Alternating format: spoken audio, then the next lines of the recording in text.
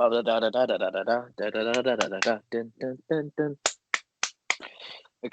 yes, guys, welcome back to the channel. I'm joined by Reece again, and we're joined by a very special guest. He's been on the channel a couple times now. It's Chae from White Butterfly Wings Production. Be sure to go check him out and also check out his new merch, which is White Wings. So it is its own thing, but it's still alongside the channel. How are you, boys? All good, thank you, mate. Very, very well. We're wearing identical clothes to the Urban Legends one we did, but It's we uniform. yeah, we If haven't this got goes one out outfit. before you're fucked. Because I might release this first. So I might have screwed you over there, boy. This one's got a bit of a trigger warning over because what we're about to talk about, a bit like when we did the World War II episode where me and Reece did the hour-long podcast on that, there is things that are very sensitive and we are touching on very sensitive subjects right now. We're going to talk about a sleep experiment that happened in the late 1940s or mid-1940s by the Russians. So they kept 5 people awake for 15 days using very experimental gas-based solutions. They locked these people in a chambers with books, cots with no bedding, running water, a toilet, and enough food to last all 5 over a month. The chamber was monitored to check the oxygen to make sure they were all not killed by the gas. The test subjects were political prisoners deemed enemies to the state during World War II, and they were falsely told that they would be freed after if they did not sleep for a 30-day experiment. Their conversations after day 4,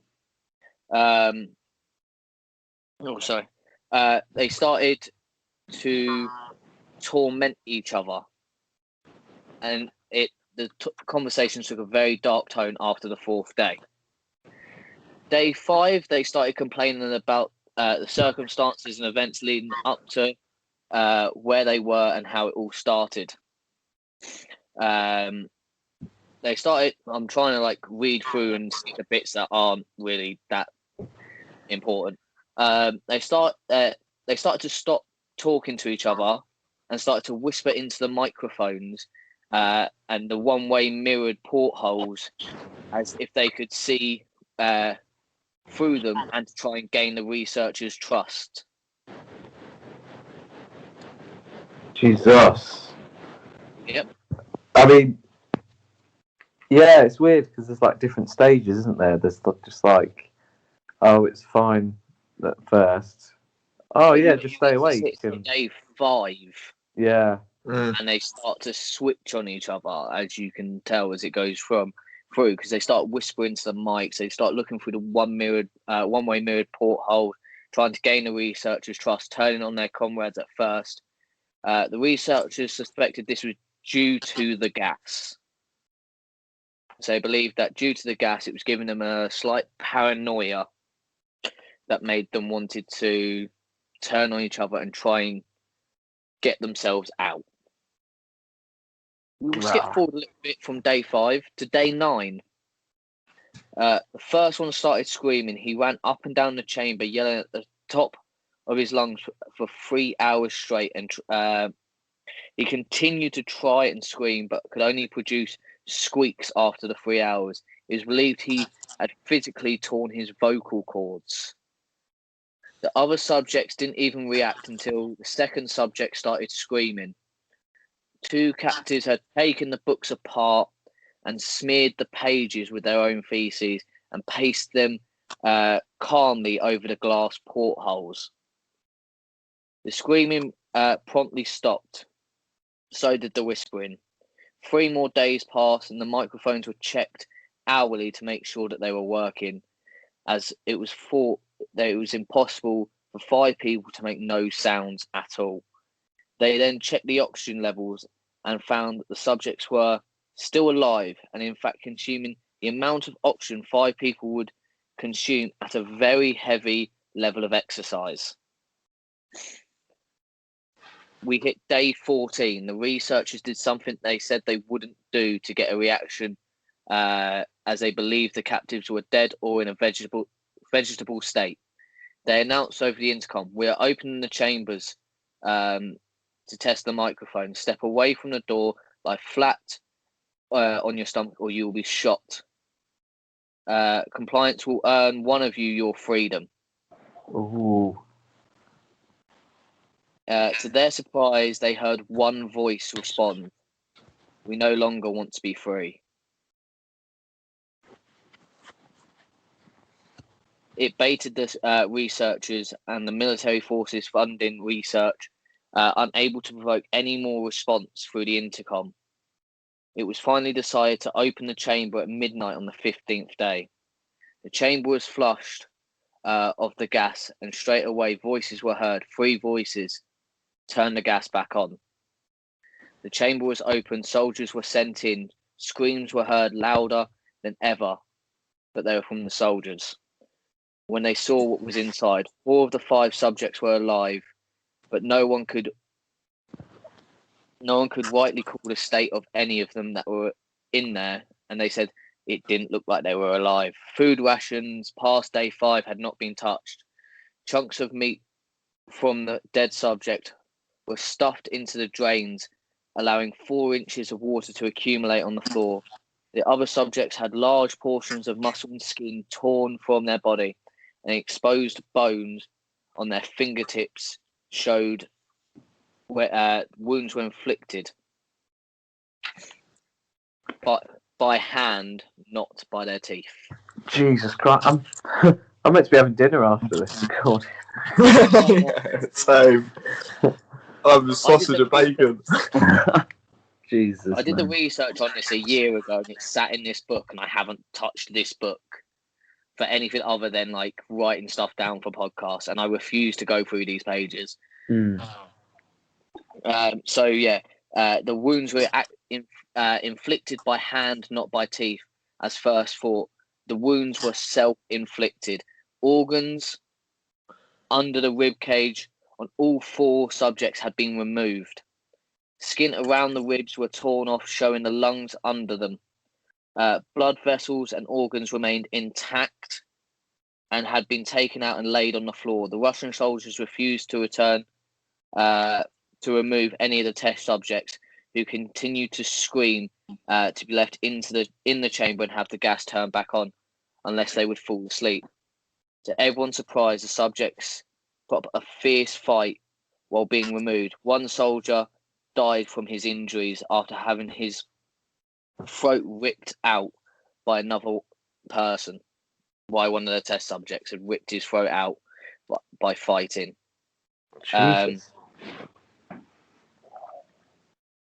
Yeah, and another one was injured by having his testicles ripped off. Oh, Oh. yeah, killer man. Oh. That's tipped me over the edge. And an artery in his leg was severed by one of the subject's teeth. 5 soldiers committed suicide in the following weeks. And that's where my research ends, because I couldn't actually deal with it anymore. There is more stuff on this, which you can find on the internet. This was just a quick sort of like thing of it. Oh, fucking hell. To let you Until I know, open the door. the subjects were then, they tried to fix the subjects up. They tried to operate on the subjects, and the subjects fought to not be put through an operation at all. The subjects, in fact, well, the last subject died on the operating table when his eyes immediately shut. So basically what had happened was the gas that was put in there sent them obviously insane, but made them have to live on the gas. So if anything else, they couldn't live on, because as soon as they shut their eyes, they would die. Each one of them, every time they closed their eyes, they would die. So they became reliant on the gas. They become very reliant on the gas and everything around it. Gosh, right. Needed some air there, Jesus. Because I've heard about it, but I've never actually, Yeah, I think that was. I read a post about it, literally yesterday, but it didn't go into anything as deep as what that kind of story just did. And scary, kind of, mate. That's do you know what? I don't know if it's more scary or if it's just gross. I don't know how to really describe that, if that makes sense. Because it doesn't scare me, but it's a scary story. So I'll give it a good 8. Because that's horrible. And the thing, it is the gas which done that to them, because no human can physically keep their eyes open for well over 5 days. I don't think, anyway. Some people would have seen like the picture that I'm going to actually use as the thumbnail, which is I'm pretty sure you would have seen it on whatever you read with it, where it's like the guy's got the sunken face, he's got something over his head, and he's looking like that. He's in that position. That actually isn't any photos from the actual test subjects. So there's no actual living photos of them. That is actually a Halloween prop that someone bought and put in that and took the photo, and it's gone with that ever since. Is what I saw on all of my research. But yeah, as you can tell, I stopped the story pretty early on when researching it, because like I carried on researching, but I couldn't write any more of it down because of how detailed it went into.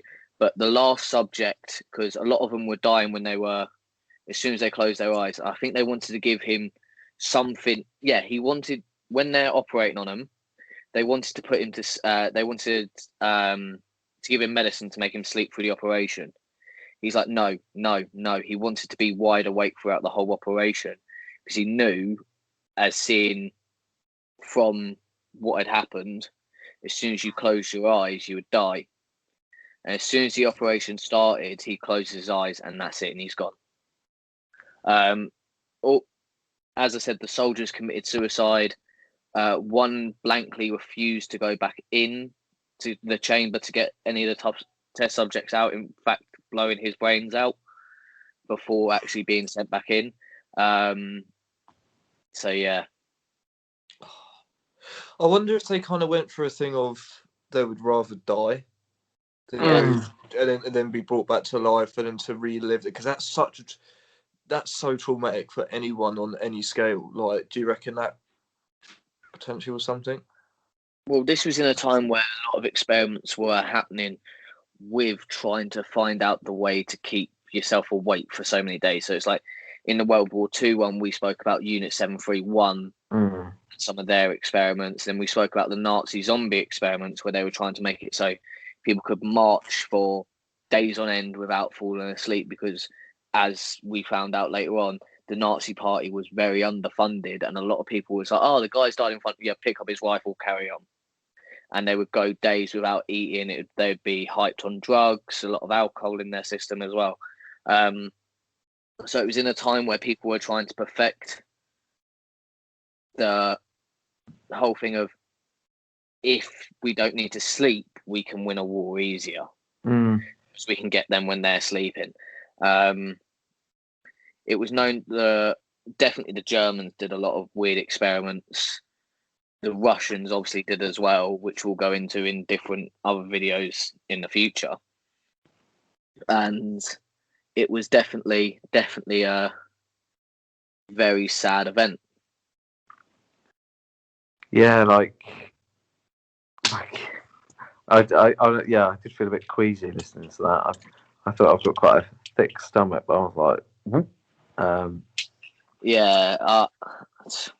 and that's only just hearing it. That's not even like seeing pictures of it, or it's just hearing you describe it, and it's made me feel a bit like, whoa. Like, imagine, well, one, obviously being one of the test subjects, and two, being one of those soldiers, probably just following orders, going in and exactly. Like, you got to feel for the soldiers as well, because they never signed up for that. They signed up to be a soldier for their country, defend their country, and then they're like, okay, you're going to do these tests on these people, and they probably weren't told how the tests were going to end, because no one knew. No one knew, exactly. I mean, like you say, it was meant to last 30 days. They only just about made it to halfway. Yeah. And I think in their teeth. The scary thing about that as well, though, is I suppose any aspect of being a soldier is difficult. You know, certain aspects of it, I think you can sort of prepare for mentally through the training and so forth. But I wonder how many times stuff like that's happened where soldiers have, you know, gone that extra mile and what that's really done to them. You know, what's that done to the human psyche in an interesting way, but in such like a sad way for them as well, because their lives are just never going to be the same. They didn't do what they went into the army to do. They went into the army to serve their country and to protect the country, and that's not doing that, in my opinion. No. So yeah, we obviously we want to do more episodes in our podcast of like checking out what certain people did as experiments and stuff like this. Like we'll probably look into a lot of different testing, like the Americans did, like MK Ultra, which was obviously for mind control and stuff like that. We're gonna dive into that, but this one was one that I think is, I'd say, the craziest thing we've so far looked into. Oh yeah, I think it will remain that way as well. I'm not surprised. It's horrible. It's so horrible. And to think that these guys, that the subjects were politicians. I mean, I know it's a world war and that they probably did do some very bad things, and that, you know, depending on who it was, they might have, you know, deserved to not be free. But then to go through that is just horrendous. Yeah, no one deserves that, not even. Because with being political prisoners and then promise, like, if you do this experiment and you last, you will get freedom. Like, it shows how evil humans can be as well. Yeah, when given power. Like, yeah. And that's why I think me and Reece not like looking into these, but like showing people what can actually happen when the wrong people are in that sort of position. I think it goes even even more close to home now. Have you guys ever looked into the university experiment where they replaced the students and guards? Well, they got set students from university and they put them into this fake prison environment, some as guards, some as prisoners, to see how they react. And it's the same, you know, that really damaged the subjects in that as well. So we are going to look into that one at some point as well. But that's a mental case. Like, that's the thing, there's so many things that people see like the face of and don't look into it, because like a lot of people, especially with like MK Ultra, were told this is what's happening, this is going to happen, blah blah blah. But when you look into it, it's like, holy shit. And it was like, a lot of people would have heard about the Russian sleep experiment, but not actually dived into it as deeply and wouldn't have heard as much about it. No, it just sounds like, oh, they tried to make people stay awake, and you know, but you know, it's not as black and white as that, is it? As we've seen. Exactly. It's so sad to see, but I suppose in these situations, I think sometimes maybe ignorance is bliss, and it's actually a true statement. You know, when it comes to certain things. When it comes to certain things. But yes, guys, thank you for tuning in. Thank you, Reece and Chae, for joining me on this one. Obviously, all of Chae's links will be in the description, as well as his new clothing line. But yeah, please like the video, subscribe, let us know what you thought about the experiment, other experiments you want us to cover, and especially any guests that you'd like to see come on the channel to talk about these experiments. Hit that subscribe button, hit the bell alongside it, and peace. Lights up. Welcome.